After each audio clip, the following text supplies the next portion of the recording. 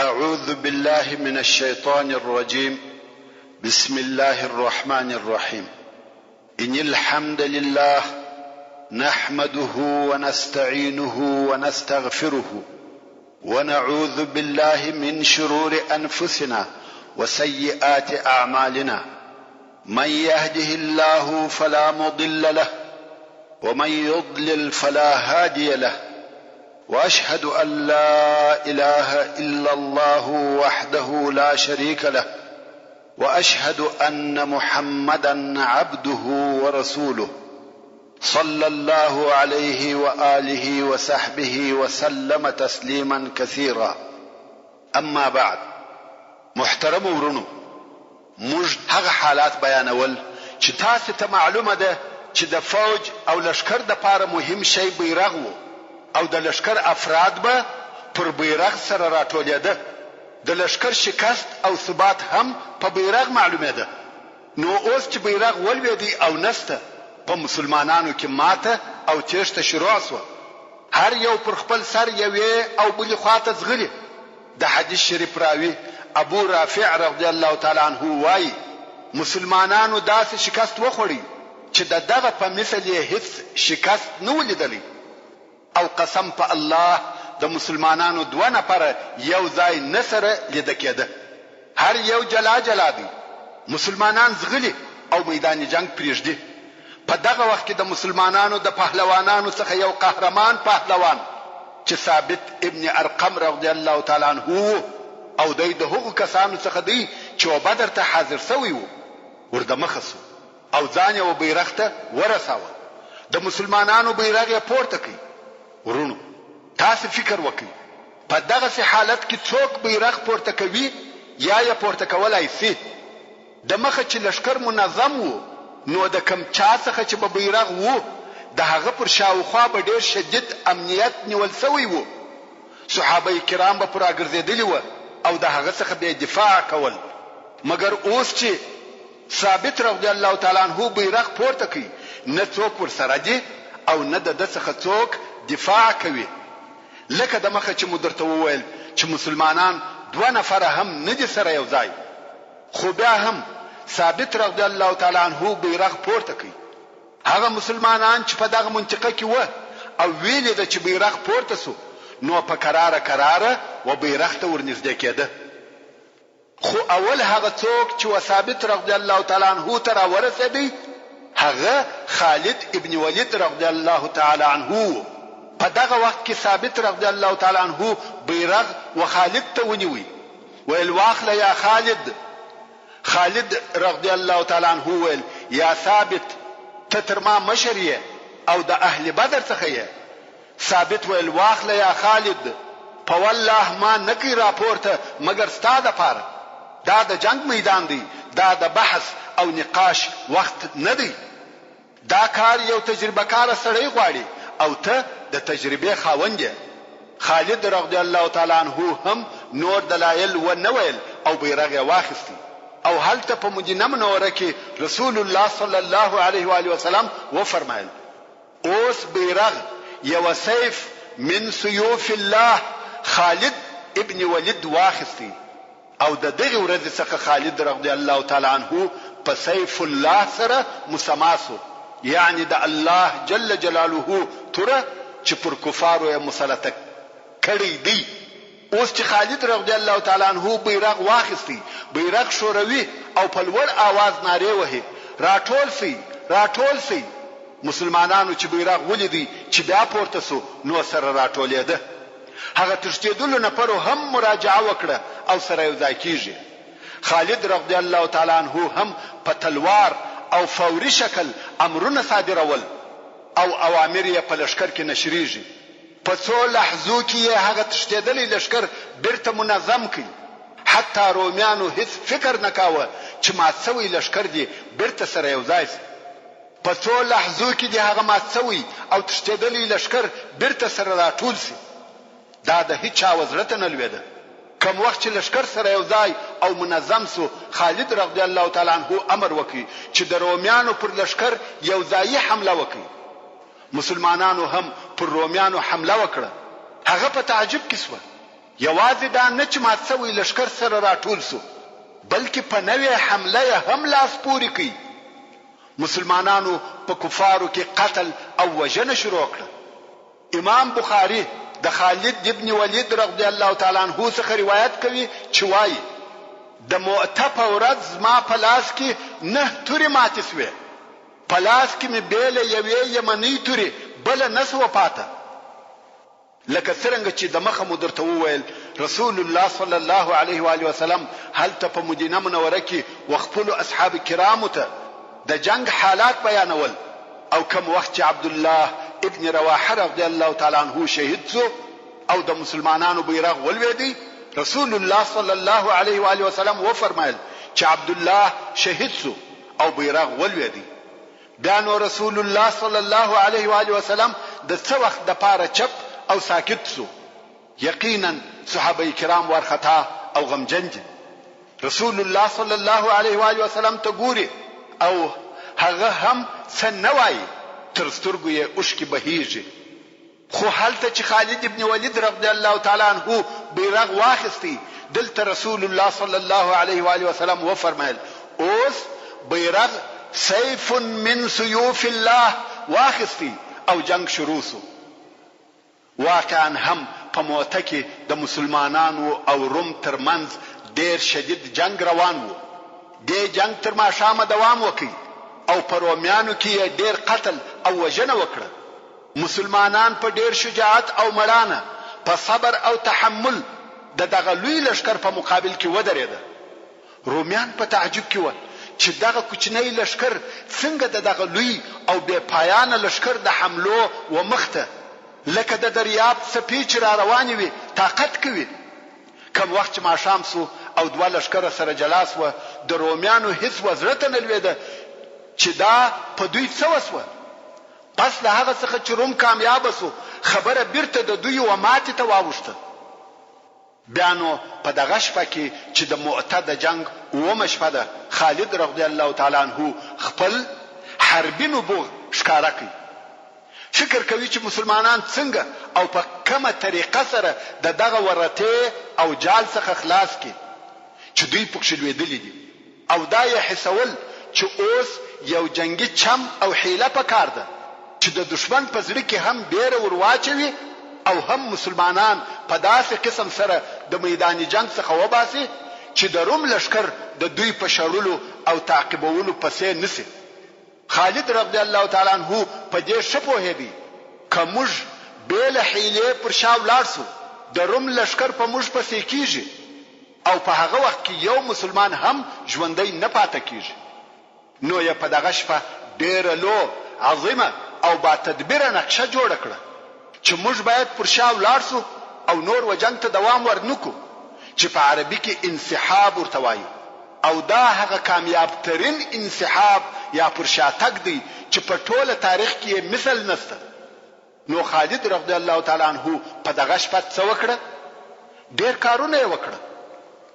ټوله شپه تر سهار پورې پر دغه خپل نقشه کار وکړي او ښه فکر یې پکښ ووهه.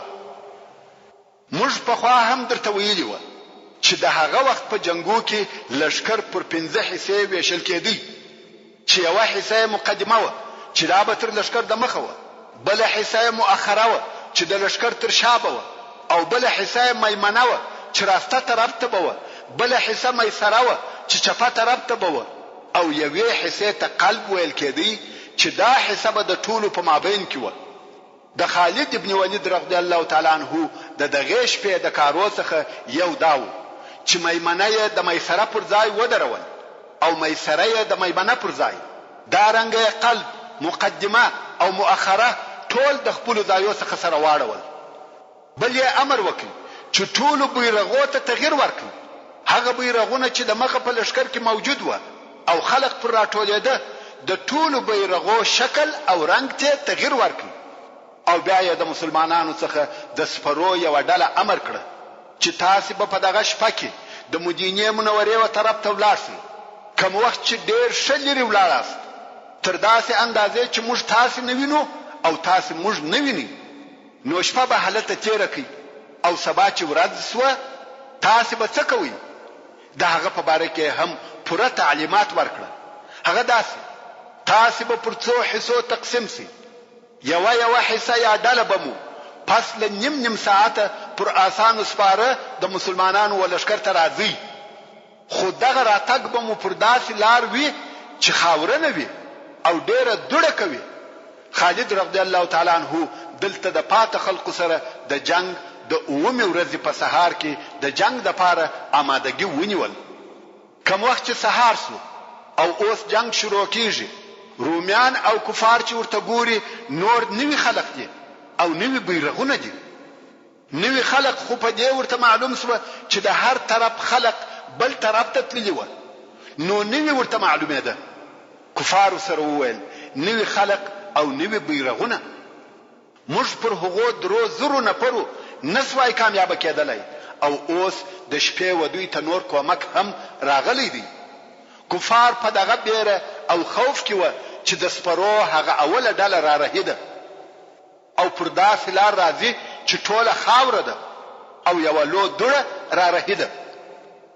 که څه هم دوی لږ نفر و، خو د لرې داسې معلومیږي لکه بل لښکر چې را رهیوي. خالد رضی الله تعالی عنہ دا هم ورته ویلي و چې رانږدې سي د الله اکبر نارې وهي. دغه ډله هم په لوړ आवाज تکبیرونه وایي. دلته د مسلمانانو لښکر هم تکبیرونه ورسره شروع کړه. رومیان او کفار وارخطا سوه، ویل دا خو هغه دي نور هم پسې را رهیدي. لږ وخت وروسته بله ډله پر دغه ترتیب را رهیده، لږ وخت وروسته بله ډله پر دغه قسم را رهیده او بیا بله ډله. د کفارو زړونه لویږي او وارخطا کیږي چې دا څه حال دی، لښکر په لښکر پسې را رهیدي. موږ په هغه اولو نفرو څه نسوای کولای او اوس دغه دونه لښکرې نورې هم را رهیدي. اصلا دغه راتلونکي نفر ډیر لږ نفر و، خو په دوړو کې نه معلومېده او د کفارو په خیال ډیر زیات نفر ورتله. دلته رومیان وارخطا دي. د بلې خوا خالد رضی الله تعالی عنہ د هجوم او حمله امر وکړ. اوس نو د 9 ورځې جنگ شروع شو. ابو رافع رضی الله تعالی عنہ وایي قسم په الله چې نه تر دغه ورځې د مخه او نه تر دغه ورځې وروسته دغه شدید جنگ لیدلی دی. په ټول عمر بیا ما داسې جنگ و نه لیدی. تاسو فکر وکړئ چې دا به څونه شدید جنگ و. په دغه ورځ هم د خالد رضی الله تعالی عنہ په لاس کې څو توري ماتې سوې. د اوسپنې توري د انسانانو پر سرو ماتېږي. دا به څنګه جنگ و؟ د پاره د دې چې د خالد ابن ولید رضی الله تعالی عنہ په جنگ او قوت پوسو. خالد رضی الله تعالی عنہ په جنگ او قوت کې ډیر ماهر او قوي پهلوان وو چې مثل یې ډیر کم پیدا کیږي. د رضی الله تعالی عنہ ډیر جګ او لوی سړی وو. پر آس چې بسپور وو، پښې به مځکې ته رسېدې. په ټولو مسلمانانو کې نه، بلکې په ټولو خلقو کې، که مسلمانان و که کفار، فقط دغه 2 نفر و چې په 2 تورو یې جنگ کاوه. یو خالد ابن ولید او بل زبیر ابن العوام رضی الله تعالی عنہ چې په یو وخت کې به پراسته او چپه لاس جنگ او وهل کول. نور ټول خلق په یو لاس جنگ کوي، خو دوی په 2 لاسو جنگ کاوه. څنګه چې خالد رضی الله تعالی عنہ به په جنگ کې پر آس پور وو او پښې به مځکې ته رسېدې، نو آس به په پښو یوې او بلې خواته به وي. خالد رضی الله تعالی عنہ د فکر څخه لوړ جنگ کاوه، مثل یې نه وو او نسته. دلته چې د مؤته په 9 ورځ پر کفارو دغه شدیده حمله شروع شوه، په کفارو کې ډیر قتل او وژنه وسوه. ابو رافع رضی الله تعالی عنہ وایي ومل د چرومیان او غساسنه زغلی تشته ماته وخوړه. د جنگ میدان پریږدي، یوې خوا او بلې خوا ته زغلی ځانونه باسي او مسلمانان ورته مخه کیږي. څو د غساسنه و پاچا ته ورسېده چې نوم یې فیدور و او د هرقل ورور و چې دغه جنگ عمومي قومندان هم و. په دغه وخت کې خالد رضی الله تعالی عنہ امر وکړي چې ټول مسلمانان دي د جنگ د میدان څخه راووځي. دلته نو د مسلمانانو لشکر ټول پر شاځي. رومیان بیا په تعجب کې سو چې دا څه قصه ده. کامیاب لشکر ولی پر شا ځي؟ نو کفار ویل کمین یې راته نیولی دی، دا چم دی، موږ خطا باسي، پام کوئ چې حمله پر ونه کوي او پسې ورنسئ، پرېږدئ. خالد رضی الله تعالی عنہ د خپل لشکر سره پر شا ځي. ورونو د لشکر د تلفاتو د پاره خطرناک حالت دغه د انسحاب یا پر شاتلو وخت دی. په دغه وخت کې لشکر ډیر تاوانونه او تلفات ورکوي، ځکه هغه لشکر چې شاته ځي پر هغه د ډیرو شدیدو حملو امکانات شته. لکه څرنګه چې دغه سی واقعې په تاریخ کې ډیرې پیښې شوې دي. د انسحاب او پر شاتلو په وخت کې بشري خساره او تاوان ډیر زیات وي، مګر خالد رضی الله تعالی عنہ غوښته چې بیل خسارې څخه پر شا ولاړ شي.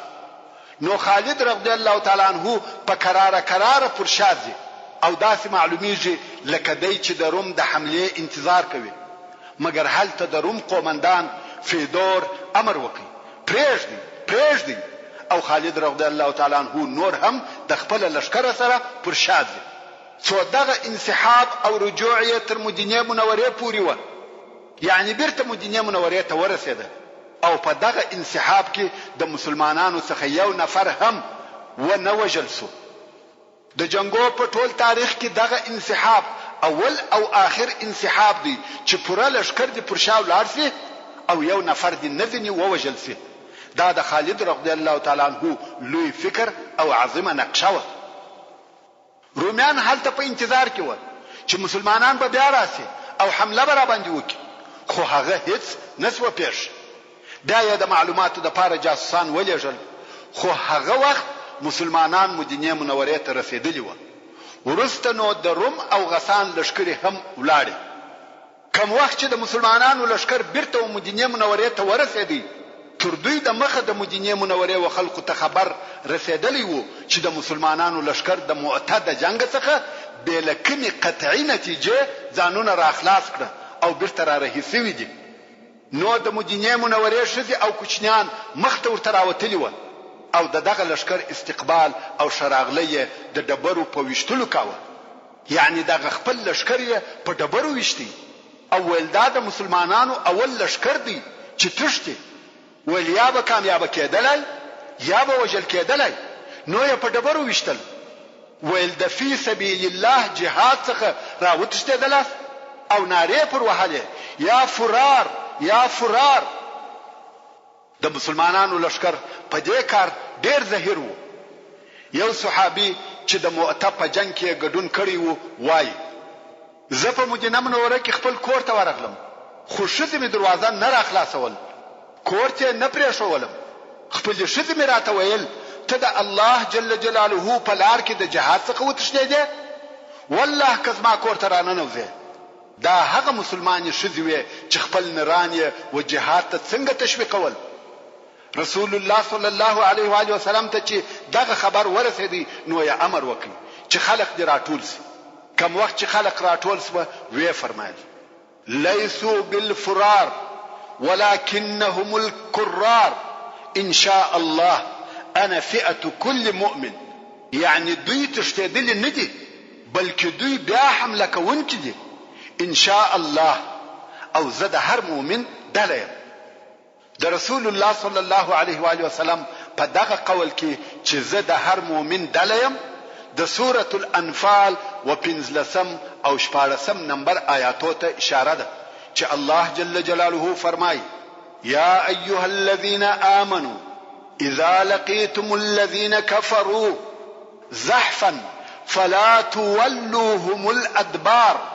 یعنی ای مؤمنانو کم وخت چې په جنگ کې د هغو کسانو سره ملاقات او مخامخ شي چې کافران شوي دي، په داسې حال کې چې دوی ډېر او ګڼ وي، نو تاسو و دوی تخپل شاوي مور ګرځوي چې تښتي یا د تیښتې په نیت شاوي ور وګرځوي. تر دغه ځای پورې د دغه آیات شریف په امر او حکم د کفارو څخه تښتېدل نه دی روا، که څه هم کفار ډېر او زیات وي.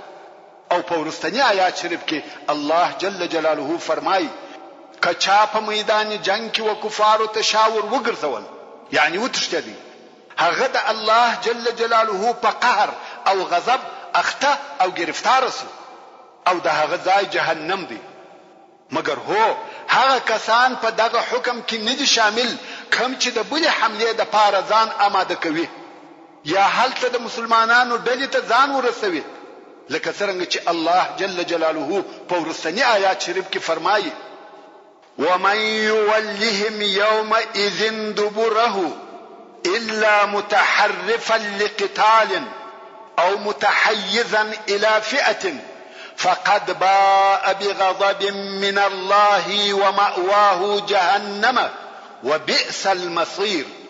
يعني هر هغه څوک چې کفارو ته د جنگ په ورځ شاور ګرځوي یا شاور وګرځوي بل هغو کسانو څخه چې بیرته راګرځېدونکي وي، یعنی د بلې حملې د پاره ځان تیاروي یا دشمن ته چم کوي، یا دا چې د مجاهدینو بلې ډلې ته ځان رسوي، بل دغه کسانو څخه کم کسان چې تښتي هغه د الله جل جلاله په غضب اخته او مبتلا سو، او د هغه د اوسېدلو ځای دوزخ دی، او دغه دوزخ د ورتلو بد ځای دی. مقصد دا چې که په جنگ کې یو څوک د یوې ډلې و طرف ته ورسي یا خپل د قومندې مرکز ته ورسي، دلته هم و دشمن ته شاګرځول کیږي، مګر دغه شاګرځول جائز او روا دي.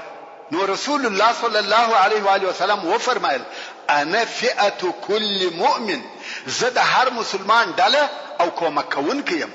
هغه څوک چې ماته رجوع وکي هغه نه دی تشتدلی، بلکې زه د دوی ډله او کومک کوونکی یم.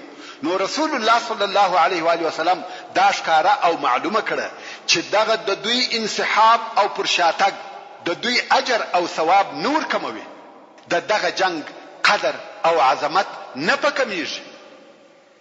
ورون دغه د مؤتوا جنگ ته غزا نه ویل کیږي، ځکه رسول الله صلی الله علیه و آله وسلم اشتراک نه دی پکښ کړی، نو ځکه د مؤته جنگ یا د مؤته سریه ورته ویل کیږي. او دغه جنگ په نتیجه کې د کفارو وژل شوي کسان په سوو، خو دقیق حساب یې نه دی معلوم، او د مسلمانانو شهیدان هم ډیر دي چې صحیح عدد یې نه دی معلوم، مګر هغه کسان چې نمونه یې یاد شوي دي چې وایي دغه کسان د مؤته په جنگ کې شهیدان شوي دي هغه 12 نفر دي، مګر حقیقتا د مسلمانانو شهیدان تر دغه ډیر و.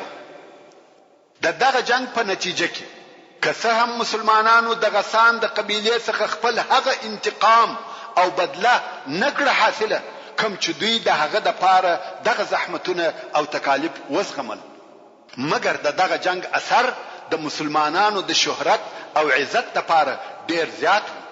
د مسلمانانو دغه جنگ عرب په حیرت او دهشت کې واچول، ځکه په هغه وخت کې روم د مځکې پر مخ هغه لوی دولت او عظیم قوت وو، او عربو داسې خیال کاوه چې د روم سره جنگ کول د خپل ځان بربادي او تباهي ده.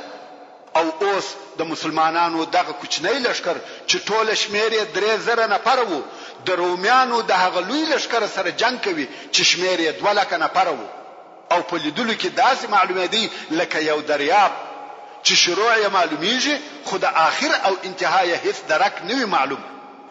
او بیا هم مسلمانان دغه جنگ څخه په داسې ډول سره بیرته راغله چې د یادولو وړ تاوان نو ورته پیښ شوی.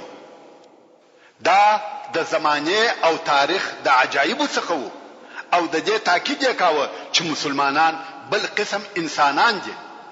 دا د هغه جملې خلقو څخه نه دي چې عربو عادت ورسره درلودي یا یې پیژنده.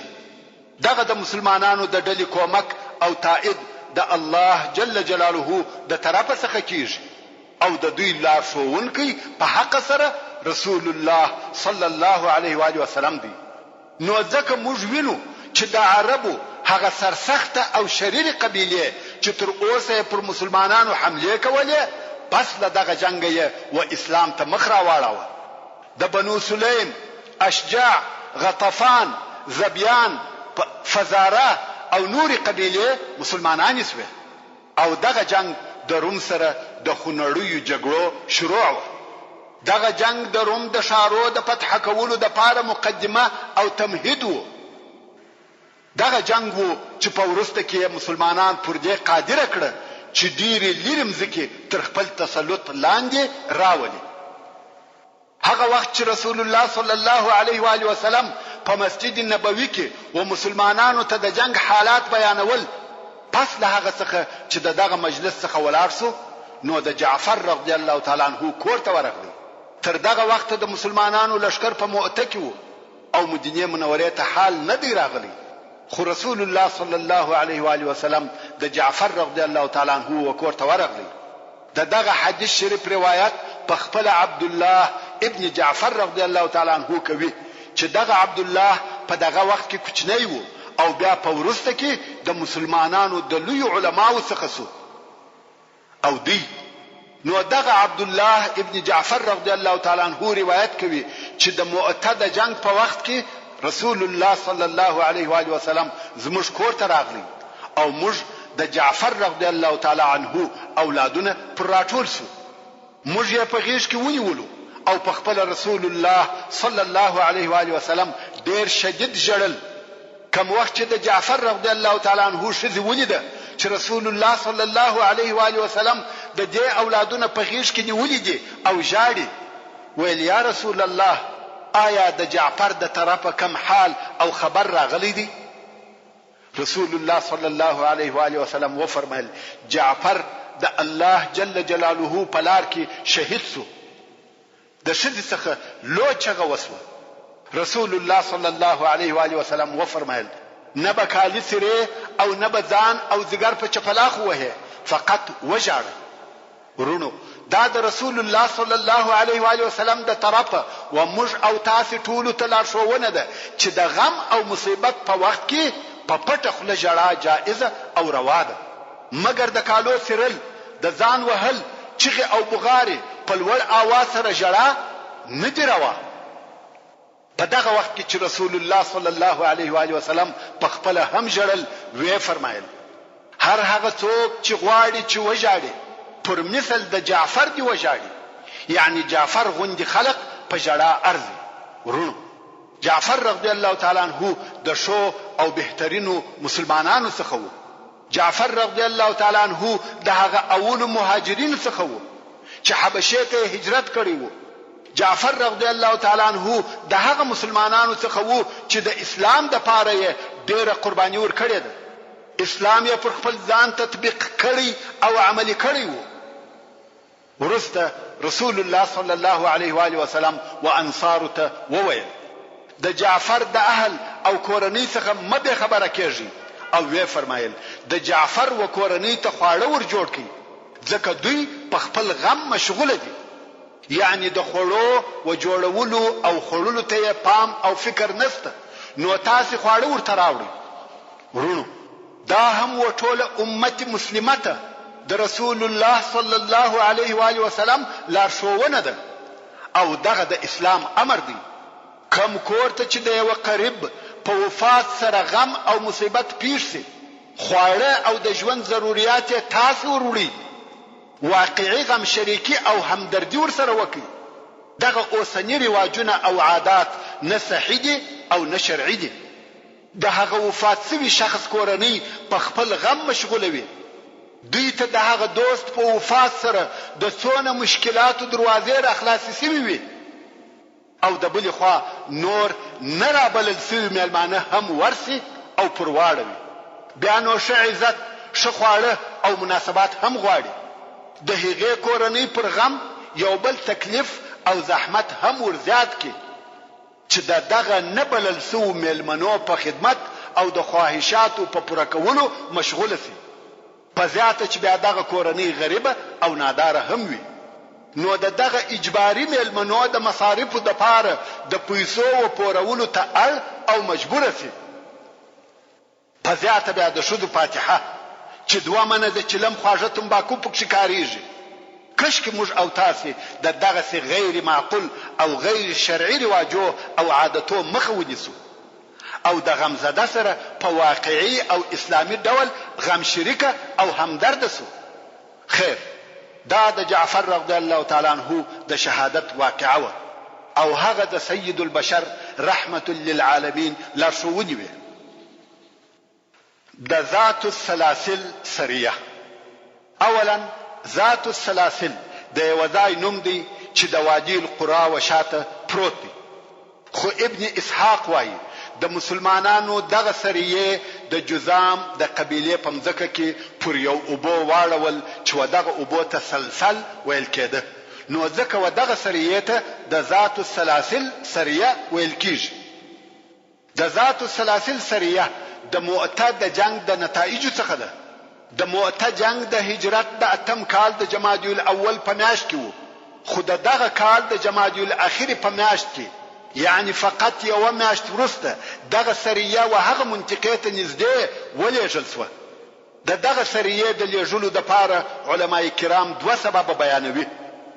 څوک وایي کوم وخت چې رسول الله صلی الله علیه و آله وسلم ته د هغه عربي قبیلو موقف د مؤته په جنگ کې ور معلوم شو، کومې چې د شام پر حدودو اوسېدلې، چې دغه قبیله د مسلمانانو پر ضد د روم سره یو ځای شوه، نو رسول الله صلی الله علیه و آله وسلم د دې لپاره یو اشد ضرورت حس کړي چې د یو داسې حکمت څخه کار واخلي چې په هغه حکمت سره دغه قبیلو او د روم په مابین کې تفرقه او جلاوالي راولي، چې د بل وار لپاره دون لوی لشکر د مسلمانانو پر ضد نسی سره یو ځای، او په عوض د دې چې دغه قبیله د روم سره اتحاد ولري باید د مسلمانانو سره ولري. نو ځکه دغه نقشه د عملي کولو لپاره عمرو بن العاص رضی الله تعالی عنه اختیار کړ. ځکه د عمرو بن العاص رضی الله تعالی عنه د پلار مور په دغه قبیلو کې د بلی د قبیله څخه و، یا د بلا د قبیله څخه و. نو یا عمرو بن العاص رضی الله تعالی عنه د مؤته تر جنگ وروسته د هجرت د اتم کال د جمادی الاخر په میاشت کې ورولېږي. او ځینې علما وایي د مدینه منورې استخبارات او رسول الله صلی الله علیه و آله وسلم ته خبر راوړي چې د قزاعه قبیله خلق راټول کړي دي، غواړي چې پر مدینه منوره حمله وکړي. خو په حقیقت کې شاید دغه دواړه سبب موجود و. هغه اول سبب خو مو درته بیان کړي، اوس به دغه دوام سبب په تفصیل سره درته بیان کوم. ورون هلته یو قبیله و چې د قزاعه قبیله ورته ویل کېده. دغه قبیله چې و شام او د غسان و قبیلو ته نږدې ژوند کاوه. دغه قبیله چې د موته په جنگ کې د مسلمانانو پر شاتله ولیده، نو د دوی هم و مسلمانانو ته امید پیدا شو. تیاری او آمادګي ونیول چې پر مدینه منوره حمله وکړي، او اوس په دغه کوشش کې و چې غسان او روم هم دواړه تشویق کړي چې پر مدینه منوره حمله وکړي. و هغه ته وویل مسلمانانو ستاسو څخه ماته وخوړه او لاړه، راځي چې اوس موږ د دوی پر مرکز حمله وکړو. او اول هغه څوک چې په دغه کار شروع وکړه هغه د قزاعه قبیله و. ورونو یو فرق ته متوجه سي، د عربو یو بل قبیله سته چې د خزاعه په نامه سره یادېږي، چې هغه اکثره مسلمانان او د رسول الله صلی الله علیه و آله وسلم متعاهدین دي او د مکه مکرمه پر شاوخوا اوسېږي. خو دغه بیا بل قبیله ده چې قضاعه ورته ویل کیږي، ټول کفار و او د شام پر حدودو اوسېده. نو دغه د قضاعه قبیله د مدینه منورې د حمله لپاره ځانونه تیارول، او په عین وخت کې دا کوشش هم کاوه چې روم او غسان دواړه د مدینه منورې د حمله لپاره راوپاروي. رسول الله صلی الله علیه و آله وسلم دغه حرکت څخه په تشویش کې شو، او ویل کداغه موضوع دغه صفات سي او کفار ځانونه آماده کی، نو به د مسلمانانو د پاره لوی خطر وي.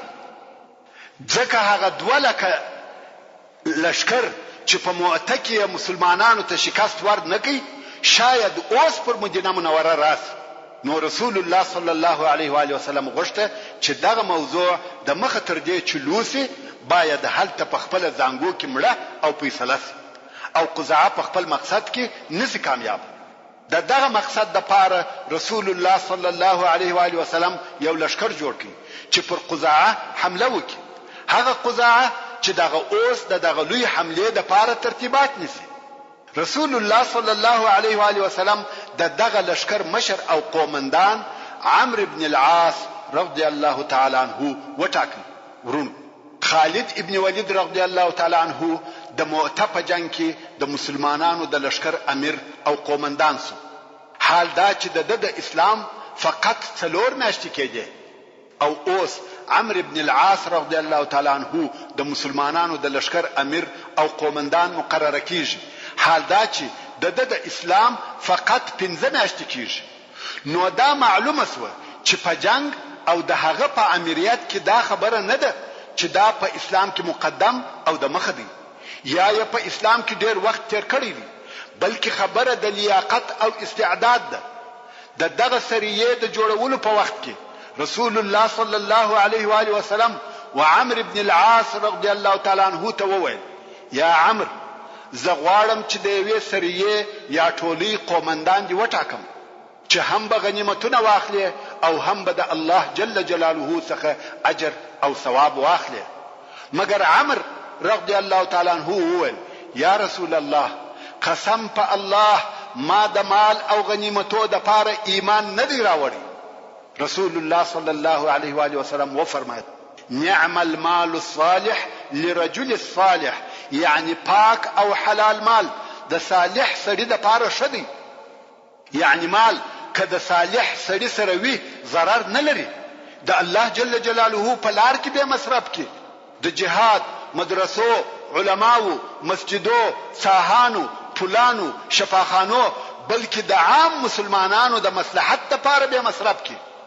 خو که د فاسد او فاجر سړي سره مال موجود وي بیا نو مضر او تاواني دی، ځکه د هغه د مصرف لارې معلومې دي.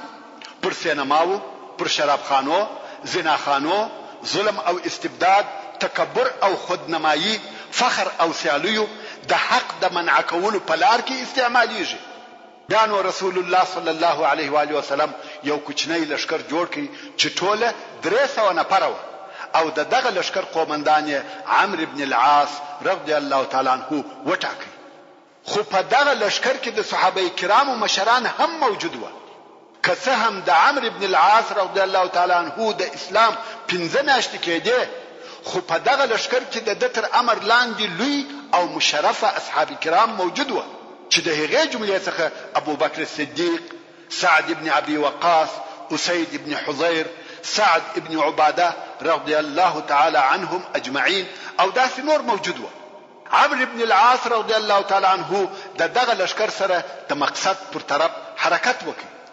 د شپې تک کوي او د ورځې پټیږي ترڅو چې د قزاعه قبیله ته ورنږدې شو. خو دلته و عمرو رضی الله تعالی عنه ته خبر راغلی چې قزاعه ډېر لوی او مجهز لشکر جوړ کړی دی. نو عمرو ابن العاص رضی الله تعالی عنه حمله ونکړه او رسول الله صلی الله علیه و آله وسلم ته نفر ولېږل چې په حال خبر کې او کومک دې وغواړي. رسول الله صلی الله علیه و آله وسلم نور نفر هم د کومک په شکل ورته راولېږل چې دغه کومک مشر او امیر بیا ابو عبیده عامر ابن جراح رضی الله تعالی عنه او په دغه کومک کې عمر ابن الخطاب رضی الله تعالی عنه هم موجود و. اوس نو د اصحاب کرامو ټول مشران په دغه لشکر کې موجود دي. کوم وخت چې دغه کومکی لشکر رهي کېدی، رسول الله صلی الله علیه و آله وسلم ابو عبیده رضی الله تعالی عنه امر کړ چې د عمر سره اختلاف مکوه. اوس نو دغه د کومک ډله و عمرو ابن العاص رضی الله تعالی عنه ته ورورسېده. کوم وخت چې د لمانځه وخت شو، ابو عبیده رضی الله تعالی عنه غوښته چې د مخسه یعنی د لمانځه امام سي، ځکه دی امیر دی او دا هم معلومه خبره و چې د خلقو امامت به د هغو امیر کاوه. و دې ته نه کتل کېده چې هغه حافظ دی کنه دی، دا بیا بل خبره ده. خو اصلا امامت د امیر حق و. نو څنګه چې ابو عبیده رضی الله تعالی عنه دغه کومکی ډلې امیر وو، غوښته چې د مخسه. مگر عمرو ابن العاص رضی الله تعالی عنه ورته وویل: یا ابا عبیده، تزما کومکی امیر نه، امیر زیم او خلق المنذور کوم. ابو عبیده رضی الله تعالی عنه وویل: رسول الله صلی الله علیه و آله وسلم امر کړیم چې تاسو سره باید اختلاف ونکم د مخسه. نو د لشکر عمومي قومندان عمرو ابن العاص رضی الله تعالی عنه او د اصحاب کرامو لوی مشران د تر امر لاندې و. حال دا چې دی نوې مسلمان دی او د اول وار د پاره د لشکر امیر مقرریږي. فقط 15 میاشتې د مخه د کفارو د رئیسانو څخه وو او اوس د مسلمانانو امیر دی. لشکر د قزاعه پر طرف ورهدي، د شپې تک کوي او د ورځې پټیږي، څو بالکل و قزاعه ته ورنږدې شو. اوس چې د دوی او قزاعه په مابین کې ډېره لږ فاصله پاته ده، شپه ده او ډېر شدید یخ دی. دا هغه شپه ده چې سبا حمله کیږي. خو په دغه شپه عمرو رضی الله تعالی عنه ټول لشکر د اور د بلولو څخه منع کړ. خلق د یخ څخه ډېر په عذاب شو. تاسو په هیڅ چې په دشت کې یخ ډېر شدید وي او دا منطقه چې د شام حدود دي ډېره یخ ده او بیا اور هم نوي، نو خود ټول لشکر د یخ څخه په عذاب او تکلیف وو. د حضرت عمر فاروق رضی الله تعالی عنه د طاقت ووته او عمرو رضی الله تعالی عنه ته ورغلی، ویل یا عمرو خلق دې په تکلیف کړه، پرېږده چې اور بل کې. عمرو رضی الله تعالی عنه ویل یا قسم په الله یو نفر به هم اور نکي بل. عمر فاروق رضی الله تعالی عنه په قهر او غصه بیرته ځینې راغلی. شپه تېره شوه، سهار شو. په شپه کې پر عمرو بن العاص رضی الله تعالی عنه د جنابت غسل لازم شوی و. پس له استنجا څخه یې تیمم وواهه. حضرت عمر فاروق رضی الله تعالی عنه ولیدي چې عمرو تیمم وهي. ویل ولې تیمم وهي؟ عمرو ویل پر ما د جنابت غسل لازم شوی دی. عمر رضی الله تعالی عنه ویل اوبه موجود دي. عمرو ویل یا په اوبو غسل نکو. ویل څنګه غسل نکوي چې اوبه موجود وي تیمم نه دی روا؟ عمرو رضی الله تعالی عنه ویل ډیر زورور یخ دی، غسل نسم کولای. تیمم یې ووهه او خلق ته هم په دغه تیمامه لمونځ ورکړ. اوس نو پر مسلمانانو دغه د کارونه نور هم درانه شو. عمر ابن الخطاب رضی الله تعالی عنه ته قهر ورغلی، مګر بیا هم غواړي چې د ابو بکر صدیق رضی الله تعالی عنه سره مشوره وکړي. نو ویل یا ابا بکر ته نوینه چې عمرو څه کارونه کوي؟ ځکه عمرو رضی الله تعالی عنه نسبت و دوی ته نوې مسلمان و، د دین په کارو او مسئلو دون نو خبر لکه دوی، او پر هغه سربېره په دین کې پر دوی امریت کوي او داسې مخالف کارونه کوي. نو ځکه مسلمانان دغه د په تصرفاتو نه ورازي. مګر ابو بکر صدیق رضی الله تعالی عنه چې په ټول عمر کې صدیق وویل یا عمر په والله که عمر دغه کار د پاره تر تا بهتر نه وای، رسول الله صلی الله علیه و آله وسلم به پر تا نه وای امر کړی. دغه د صدیق اکبر ژوند عقیده او حالت د رسول الله صلی الله علیه و آله وسلم پر دغه اختیاریدوی پورا اطمینان درلود. نو عمر رضی الله تعالی عنه د ابو بکر صدیق رضی الله تعالی عنه په دغه جواب چپ او ساکت شو. کوم وخت چې مسلمانان د سهار د لمانځه څخه فارغ شو، نو مسلمانانو د عمرو بن العاص رضی الله تعالی عنه په امر د قزاعه پر قبیله یو دم حمله وکړه. حمله ډیره شدیده او یو ځای و. د قزاعه د قبیله هیڅ د خیال او ګمان نه و چې مسلمانان دې پر دوی حمله وکړي. جاسوسانو هم خبر نو ورته راوړي. دا حمله ناببره و. د قزاعه خلقو په تېښته شروع وکړه، بالکل د خپل منطقې څخه ووته، خپل مځکه او قبیله یې پرېښول. مسلمانان په پسې دي، وژني یې، بندیان ځینې نیسي. په دغه وخت کې عمرو بن العاص رضی الله تعالی عنه امر وکړي چې پرېږدي، ځینې راوګرځي. دلته بیا مسلمانان ناراضه شوه، وایي موږ اوس پر کامیاب شوو، پرېږده چې بندیان ځینې ونیسو، ویې وژنو، هغه د دوی تښتي. عمرو رضی الله تعالی عنه ویل یا پرېږدي او ځینې راوګرځي.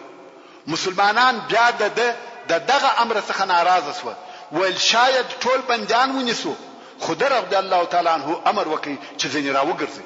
مسلمانان د امر د اطاعت سره سم راوګرځېدل او هغه شیان چې د قزاعه په قبیله کې موجود و، لکه پسونه، اوښان او نور سامانونه چې دوی راوړای سوی، هغه په غنیمت واخیسته او د غنیمتو سره بیرته مدینه منورې ته راغله. کوم وخت چې لشکر مدینه منورې ته راورسېدی، مسلمانانو و رسول الله صلی الله علیه و آله وسلم ته د عمرو رضی الله تعالی عنه د اعمالو څخه شکایت وکړي چې د دوی سره داسې او داسې کول. رسول الله صلی الله علیه و آله وسلم عمرو رضی الله تعالی عنه راوغوښتي او ویل یا عمرو ولې د خلق په تکلیف کړه چې د اور و بلولو ته دې نه پرېښول؟ عمر رضی الله تعالی عنہ وویل یا رسول الله زموږ شمیر او عدد لږ و، خزاعه او هغه کسان چې د دوی تر شا ولاړ وو که په موږ خبر سوي وای والله موږ ټول به وژلي وای، نو که موږ اور بل کړی وای یقینا او بلا شک هغه په موږ خبرېده او قسم په الله چې بیا به مو نجات نه وای پیدا کړی. رسول الله صلی الله علیه و آله وسلم وفرمایل صدقت، رښتیا او صحیح دی وویل. رسول الله صلی الله علیه و آله وسلم بیا ورته وویل ولې د خلقو امامت وکي او تا تیمم وهلی وو، حال دا چې اوبه هم در سره وي. عمر رضی الله تعالی عنہ وویل یا رسول الله دونه زورور او شدید یخ وو، کمی غسل کړی وای هلاکېدم مړ کېدم. او الله جل جلاله فرمایي ولا تلقوا بأيديكم الى التهلكه، یعنی خپل ځانونه په هلاک کې ما اچوي. رسول الله صلی الله علیه و آله وسلم وفرمایل صدقت. رسول الله صلی الله علیه و آله وسلم بیا وفرمایل ولې خلق د بنجانو د نیولو څخه منع کړه. عمر رضی الله تعالی عنہ وویل یا رسول الله کدوی په هغو پسې تللي وای سره پاشل کېده او که پاشل سوي وای بیا دشمن را باندې غالبه کېدی. دا نه ده صحیح چې موږ په داسې مځکه کې چې هلته زموږ دشمنان ډیر وي یو او سره وپاشل سو. داسې ځای کې چې د دشمن شمیر زیات وي لشکر باید سره یو ځای وي، او ما هم دغه امر ورته کړی دی چې سره راټول سي پاشل کېږي. ما بیا هم رسول الله صلی الله علیه و آله وسلم ورته وویل صدقت. نو رسول الله صلی الله علیه و آله وسلم د عمرو بن العاص رضی الله تعالی عنہ ټول تصرفات او اوامر صحیح او پرځای وبلل او هغه ورتائید کړه. محترم ورونو، زموږ د بحث پاتې حسابه ان شاء الله تعالی پراتونکو کې واوري. سبحان ربك رب العزة عما يصفون وسلام على المرسلين والحمد لله رب العالمين. أتاك المركز الصيفي فحياك أتاك بكف دا انسان تر ټولو لوی ضرورت تعلیم. أتاك المركز الصيفي او تر ټولو غوره تعلیم اسلام. بكفه الخيرات إلى الخيرات اوس له تعلیم الاسلام رادیو څخه صحبه الأخيار جدوا للعلا سعيا ينادي 100.1 FM کندهار.